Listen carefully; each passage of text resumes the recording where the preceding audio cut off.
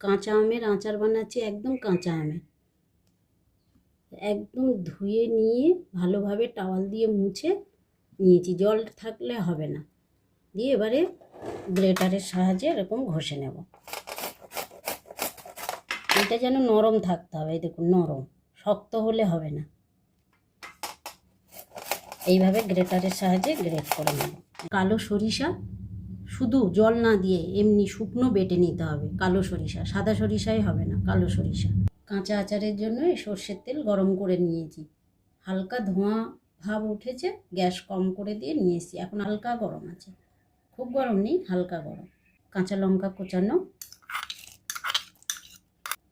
1 চামচ কালো জিরে, টকটাকে ব্যালেন্স করার জন্য অল্প চিনি, 2 চামচ মতো।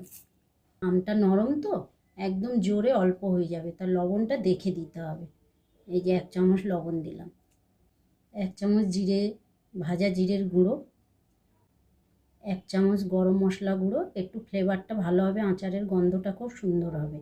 সব শেষে দেবো এই যে শুকনো করে বেটে রাখা সর্ষে, কালো সর্ষে। চামচ দিয়ে ভালো করে এটাকে মিক্সড করে নেব তেলের সঙ্গে। এই যে গ্রেট করেছিলাম আমটা, আমের মধ্যে এই তেল মশলাটা সব দিয়ে দেব। ভালোভাবে আমের সঙ্গে এই মশলাটাকে মিক্সড করে নেব। এই যে সবটা মাখিয়ে ফেলেছি। এবার দেখলাম একটু চেখে লবণ কম হবে, এই একটু লবণ দিলাম। এই যে একদম পুরো মাখিয়ে নিয়েছি। এবারে এই গামলির মধ্যেই 1 দিন রোদে রাখবো, এই নেট ঢাকা দিয়ে। দড়ি দিয়ে বেঁধে দিচ্ছি, রোদ খাইয়ে তারপরে এই শুকনো জারের মধ্যে দিয়ে দেব। একদম শুকনো জারের মধ্যে দিয়ে ঢাকনা দিয়ে রোদে দেব না, এটা তো প্লাস্টিকের, নষ্ট হয়ে যাবে রোদে। তাই জন্য এই টিস্যু দিয়ে এইভাবে গার্ডার দিয়ে রোদে দেব। রোদে দিনের পর দিন বসানো থাকবে। বসানোর পরে আচারটা এই রকম ভাব আসে।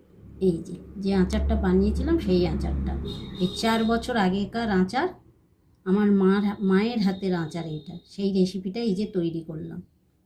এই যে দেখুন কি সুন্দর রোদে দিয়ে ছিল, আমি ফ্রিজে রেখেছিলাম। এই যে এইরকম হয়ে যাবে।